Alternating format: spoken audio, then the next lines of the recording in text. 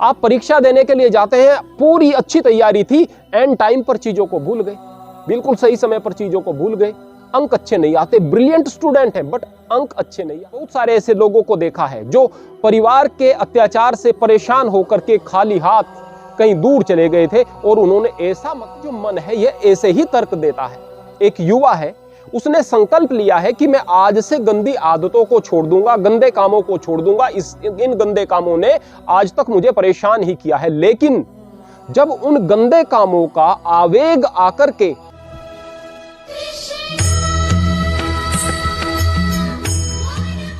भगवान कृष्ण कहते हैं, क्लेब्यम मास्म गम पार्थ नए तत्व्युपपद्यते क्षुद्र हृदय दौर्बल्य त्यक्त्यो उत्तिष्ठ परंतप। हे अर्जुन, तुम्हें यह कायरता छोड़ देनी चाहिए, तुम्हें यह शोभा नहीं देती है। अपने हृदय की दुर्बलता को छोड़कर उठो और शत्रु के विनाश में लग जाओ। तुम शत्रुओं का विनाश करने वाले हो, शत्रुओं को ताप देने वाले हो, शत्रुओं को कष्ट देने वाले हो। यहां एक एक चीज को यदि आप समझेंगे तो बात कुछ और हो जाएगी, और अर्थ मात्र इतना ही हो गया। आइए अब इसको समझने का प्रयास करते हैं। क्लेव्यम, कायरता। कायरता किसे कहेंगे? आप कहीं अच्छा परफॉर्म करने वाले थे, घबरा गए, नहीं कर पाए, यह कायरता है। आप कहीं कंपटीशन में जा रहे थे, नहीं कर पाए, तैयारी अच्छी थी, यह कायरता है। आपके सामने काम बहुत पड़ा था, आप घबरा गए, नहीं कर पाए, यह कायरता है। आपको कोई परेशान कर रहा है परिवार में, आप अपना और अपने बच्चों का भविष्य खराब कर रहे हैं, कोई उपाय नहीं कर रहे, आपके पास कोई योजना नहीं है, यह कायरता है। कायरता कदम कदम पर आपके सामने आकर खड़ी होती है। भगवान कृष्ण भले ही अर्जुन को कह रहे हैं, लेकिन वे पूरी मानवता को संदेश दे रहे हैं श्रीमद् भगवत गीता के माध्यम से। कायरता को छोड़ना है। कायरता किसी को भी शोभा नहीं देती है, किसी को शोभा नहीं देती है। अर्जुन को तो कह ही रही हैं कि तुम विभिन्न प्रकार के तर्क अपने यहां पर प्रस्तुत कर रहे हो, इसलिए प्रस्तुत कर रहे हो क्योंकि कायरता को ढकने का प्रयास कर रहे हो। आदमी अपनी कायरता को ढकने का प्रयास बहुत बार करता है। एक हारा हुआ आदमी कहता है, मेरे सामने यह परिस्थिति थी, मैं इस प्रकार से हार गया, न होती तो मैं क्या कर लेता। जबकि उससे भी ज्यादा विकट परिस्थिति में बहुत सारे लोगों ने उस परिस्थिति से बाहर निकलकर बहुत सारे काम कर दिए होते हैं, लेकिन फिर भी उसके पास तर्क होते हैं। ये जो तर्क होते हैं, यही तर्क अर्जुन के पास भी थे। भगवान कृष्ण इसे तर्क नहीं मान रहे, वह कह रहे हैं इसको कायरता। ये सारे के सारे तर्क कायरता होते हैं। कायरता शोभा नहीं देती है, अर्जुन को भी नहीं देती, तुम्हें भी नहीं देती है। अब आइए समझते हैं कि ये क्षुद्र हृदय क्या है। यदि आप कहीं मंच पर परफॉर्म करना चाहते हैं, आपको बार बार कहीं पर मंच में जाना पड़ता है, मंच पर जाना पड़ता है, लेकिन आप घबरा जाते हैं। आप चाहते हैं कि आप एक अच्छा वक्ता बने, लेकिन आप नहीं बन पाते। इत्तफाकन यदि कहीं पर आपका मंच पर जाने के लिए नाम लिखा हुआ है, आप इंतजार कर रहे होते हैं कि कब आपका नाम आएगा। जितना नजदीक आपका नाम आता है, आपकी दिल की धड़कनें बढ़ना शुरू हो जाती हैं, आपके पैर कांपना शुरू हो जाते हैं। आप मंच की तरफ चलते हैं तो आपको ऐसा लगता है जैसे मर जाएंगे, हालत खराब हो जाती है, प्राण सूख जाते हैं। क्यों हो रहा है ये? क्या कोई आपको मार देगा? आपसे कोई शब्द सही से न बोला गया तो क्या आप पर कोई मुकदमा हो जाएगा? क्या आपको सजा हो जाएगी? नहीं होगी, पता है आपको नहीं होगी, लेकिन बावजूद उसके दुर्बलता है। किस चीज की दुर्बलता? आप में ताकत तो बिल्कुल सही है, शरीर बिल्कुल सही है, यह हृदय की दुर्बलता है जो आपको इतना डरा रही है। कोई तर्क नहीं है, लेकिन डर है।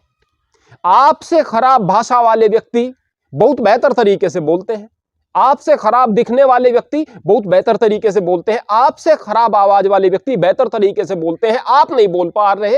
हृदय की दुर्बलता है। और कमाल की बात कि ऐसे बहुत सारे लोग हैं जिनके हृदय में यह दुर्बलता थी, हमने भी उनको चीजें बताई, उन्होंने खुद भी कोशिश की, आज एक अच्छे वक्ता हैं। जिस दिन इस बात को समझ गए कि यह हृदय की दुर्बलता है, इसको छोड़ा जा सकता है, उसी दिन आप कामयाब होना शुरू हो जाते हैं। स्वास्थ्य के विषय में यदि हम बात करें तो यदि आपका पेट खराब है, डॉक्टर के पास में आप गए, 90% से ज्यादा ऐसा होता है कि आपके सारे टेस्ट सही होते हैं, ना आपको अल्सर है, ना आपको हाइपर एसिडिटी है, ना ही आपके किसी इंटरनल ऑर्गन में कोई कमी है, लेकिन हृदय की दुर्बलता है। आपने मान लिया कि मेरा पेट खराब है और पेट खराब ही रहता है, विचारों का फर्क पड़ता है। ठीक ऐसे ही एक तो नपुंसकता जो हमने बताई, पौरुष की कमी, वीरता की कमी, हृदय की दुर्बलता, एक शारीरिक, पुरुषों में पौरुष की कमी आ जाती है, नपुंसक हो जाते हैं, दवाइयां खाते फिरते हैं। जितने नपुंसक दवाइयां खा रहे हैं, अपनी नपुंसकता का वैद्यों के पास इलाज करा रहे हैं, उनमें से 99%, बिल्कुल सही कह रहा हूं, 99% बिल्कुल सही है, दिमाग में बैठ गया है कि हम नपुंसक हैं, नपुंसक हो जाते हैं। क्षुद्र हृदय, दौर्बल्य, क्षुद्र हृदय से ही दुर्बलता आती है। आप कहीं कंपटीशन में जाते हैं, नहीं परफॉर्म कर पाते हैं, तैयारी बढ़िया थी, नहीं कर पाए। आप परीक्षा देने के लिए जाते हैं, पूरी अच्छी तैयारी थी, एंड टाइम पर चीजों को भूल गए, बिल्कुल सही समय पर चीजों को भूल गए, अंक अच्छे नहीं आते, ब्रिलियंट स्टूडेंट हैं बट अंक अच्छे नहीं आते हैं। परिवार में आप घुट घुट करके जीवन जी रहे हैं। एक बच्चे का कमेंट आता है, गुरुजी मेरे माता पिता बहुत अच्छे हैं, लेकिन मेरी दादी जी ने और दादा ने परेशान कर दिया है, सारा दिन रोते हैं, हाल खराब रहता है, क्या करूं, किस तरह से छुटकारा पाया जाए। अब क्या बताएं ऐसे बच्चों को। अगर यहां पर हम श्रीमद् भगवत गीता को गहराई से पढ़ें और समझें, यह हृदय की दुर्बलता है। आज वो दादी दादा परेशान कर रहे हैं, और मैं जानता हूं कि इस तरह से बहुत सारे बूढ़े परेशान करते हैं। उनके हाथ में पावर होती है, पैसा होता है, घर की सारी बागडोर होती है, वह परेशान करके रखते हैं, अपने बच्चे को भी, अपनी बहू को भी परेशान करके रखते हैं। बहुत बार ऐसा होता है। मैं आपको एक चीज बताता हूं, हमने बहुत सारे ऐसे लोगों को देखा है जो परिवार के अत्याचार से परेशान होकर के खाली हाथ कहीं दूर चले गए थे, और उन्होंने ऐसा मकाम बना लिया कि गांव के दूसरे लोगों से, मोहल्ले के दूसरे लोगों से, शहर के दूसरे उस परिवेश में रहने वाले लोगों से बहुत आगे निकल गए। कैसे निकल गए? क्या उनमें ज्यादा प्रतिभा थी? नहीं, बस डिसीजन ले लिया।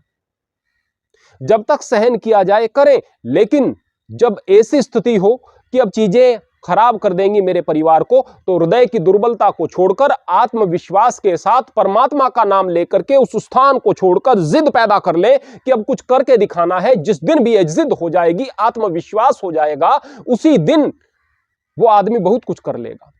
उस आदमी से ज्यादा तरक्की उसकी होगी जिसकी परिस्थितियां बिल्कुल ठीक थी। कारण क्या? क्योंकि उसके दिल पर लगी हुई है। जिसके दिल पर लगी हुई होती है, उस आदमी के अंदर बड़ी ऊर्जा हो जाती है। तो परिवार हो, आपका स्वास्थ्य हो, आपको मंच पर बोलना हो, आपके आत्मविश्वास की कमी हो, इन सारी की सारी चीजों के लिए आपके हृदय का मजबूत होना अनिवार्य है। जब आप अपना हृदय क्षुद्र बना करके रखेंगे, दौर्बल्य आएगा ही आएगा। शरीर की शक्ति बड़ी शक्ति नहीं है, बड़ी शक्ति मन की शक्ति है। शारीरिक बल बहुत महत्वपूर्ण नहीं है, महत्वपूर्ण है लेकिन बहुत महत्वपूर्ण नहीं है। मानसिक बल, आत्मिक बल बहुत महत्वपूर्ण है। यदि आपके अंदर आत्मिक बल है तो बहुत सारे शारीरिक बल वाले आपके नौकर हो सकते हैं। आपने देखा होगा, एक व्यवसायी है, सामान्य सा शरीर है या कमजोर सा भी कई बार शरीर है, बड़े अच्छे अच्छे बाउंसर्स अपने साथ में रखता है, बड़ी अच्छी मेहनत किए हुए सुंदर सुंदर तगड़े लड़के, ताकतवर लड़के बाउंसर अपने साथ में रखता है, बॉडीगार्ड बनकर के उनका रहते हैं। वो नौकर क्यों है? वो मालिक क्यों है? वो नौकर इसलिए है क्योंकि उनके पास केवल शारीरिक शक्ति है, और वो मालिक इसलिए है क्योंकि उसके पास आत्मबल है, आत्मिक शक्ति है। तो हृदय की शक्ति महत्वपूर्ण है। यदि आप युद्ध में जाते हैं तो आपके हृदय का मजबूत होना अनिवार्य है। अर्जुन पूरे तरीके से बलिष्ठ था, अर्जुन पूरे तरीके से धनुर्धर था, एक ऐसा धनुर्धर जिसने कि द्रौपदी की सभा में कर्ण को हराया, कर्ण के साथ साथ अन्य लोगों को भी हराया। वो हरण के समय भीष्म भी थे, कर्ण भी थे, दुर्योधन भी थे, बड़े बड़े योद्धा थे, सभी को अर्जुन ने, अकेले अर्जुन ने, पूरी सेना को अकेले अर्जुन ने हरा दिया। दिव्यास्त्रों की उसके पास कमी नहीं थी, साहस की उसके पास कमी नहीं थी, बल की उसके पास कमी नहीं थी, बुद्धि की उसके पास कमी नहीं थी, लेकिन लड़ने को तैयार नहीं। हृदय में दुर्बलता आ गई। दुर्बलता क्यों आ गई? क्योंकि मन तर्क देने लग गया, सामने मेरे गुरुजन खड़े हैं, सामने मेरे प्रियजन खड़े हैं। यह जो मन है यह ऐसे ही तर्क देता है। एक युवा है, उसने संकल्प लिया है कि मैं आज से गंदी आदतों को छोड़ दूंगा, गंदे कामों को छोड़ दूंगा। इन गंदे कामों ने आज तक मुझे परेशान ही किया है। लेकिन जब उन गंदे कामों का आवेग आकर के आप पर सवार हुआ तो आपका हृदय दुर्बल हो गया। फिर मन तर्क देने लगा। देखो भाई, ओशो इस प्रकार से कहते हैं, देखो भाई ये डॉक्टर एलोपैथी वाले इस प्रकार से कहते हैं, देखो भाई ये मेरा मित्र है, ये फिर भी ताकतवर है, गंदे काम करता है। ये डॉक्टर एलोपैथी वाले कहते हैं कि इन चीजों से फर्क नहीं पड़ता। जब वे कुकृत्य को कर लेगा तब समझ में आएगी कि फर्क तो पड़ता है, बस ये मैंने गलती कर ली। तब क्यों इस प्रकार से हार बैठे थे, हार क्यों मान ली थी? इसलिए क्योंकि वक्ती तौर पर आपका हृदय कमजोर हो गया था। क्यों? क्योंकि उसके ऊपर काम आकर के बैठ गया था, काम उससे ताकतवर था। उस ताकतवर काम ने आपके सोचने समझने की क्षमता को बदल दिया और आप तर्क देना शुरू कर दिए। ठीक इसी प्रकार से एक भ्रष्टाचारी अधिकारी जब भ्रष्टाचार करता है, उसके आसपास के लोग जब उससे कहते हैं कि तुम यह गलत काम कर रहे हो, तो उसके पास भी तर्क होते हैं। तर्क ऐसे कि मेरी मजबूरी है, मुझे करना पड़ता है, नहीं करूंगा तो ये सिस्टम मेरी ऐसी की तैसी कर लेगा। अरे मैं कर रहा हूं, लेकिन इस भ्रष्टाचार का दूसरों पर दुष्प्रभाव नहीं पड़ रहा है। अरे भाई, ये जो ऊपर से पैसा आ रहा है, ये सरकार की बेकार की योजना थी, इससे अच्छे आदमियों को लाभ नहीं होना था, मैंने रख लिया तो क्या गलत किया? हजार प्रकार के तर्क मन देने लगता है। क्यों? क्योंकि हृदय की जब दुर्बलता होगी तो हृदय की दुर्बलता अपने लिए तर्कों को ढूंढ लेती है। तर्कों की आड़ में फिर आदमी जुर्म करता है, क्योंकि तर्कों का पर्दा उसके सामने हो गया। अगर वो पर्दा न होता तो ऐसा लगता कि कोई देख रहा है, मालिक देख रहा है, समाज देख रहा है, या मेरे अन्य लोग देख रहे हैं, कम से कम मेरी अंतरात्मा देख रही है। वो जो पर्दा होता है तर्कों का, वो इतना मजबूत होता है कि वो खुद के और उन कर्मों के बीच में भी डल जाता है। आदमी गलत काम कर रहा है, तर्क खुद से ही दे रहा है कि कोई बात नहीं, इस काम को करके दूसरे लोगों का भी नुकसान नहीं हुआ, इसमें कोई बुराई नहीं। ये इतना बारीक और मजबूत पर्दा होता है कि यह खुद के और उन कर्मों के बीच भी आ जाता है।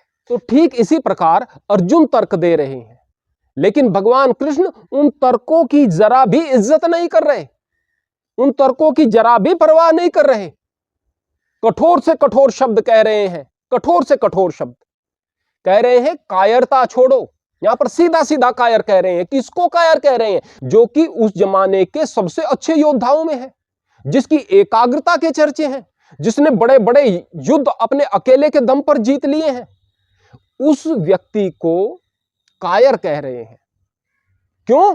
क्योंकि जब भी हम गलत कार्य को सही ठहराने के लिए एक आड़ में छिपे हुए होते हैं, तो उससे बढ़कर और कोई कायरता नहीं होती।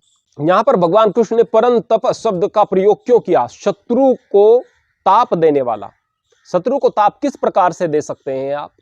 कोई व्यक्ति आपका मजाक उड़ा रहा है, क्या उसके सर में जाकर पत्थर मारेंगे तभी ताप दिया जाएगा?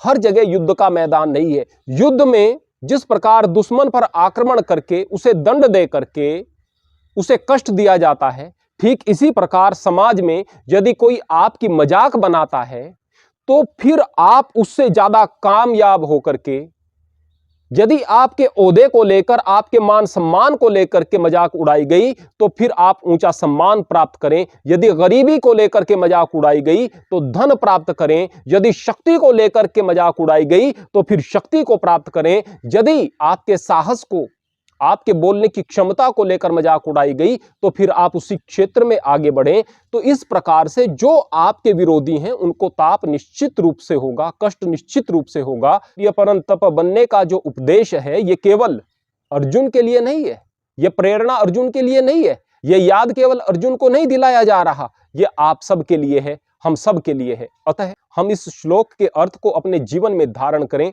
और नित्य प्रति प्रगति के मार्ग पर अग्रसर हों। हरि ओम, हरे कृष्ण।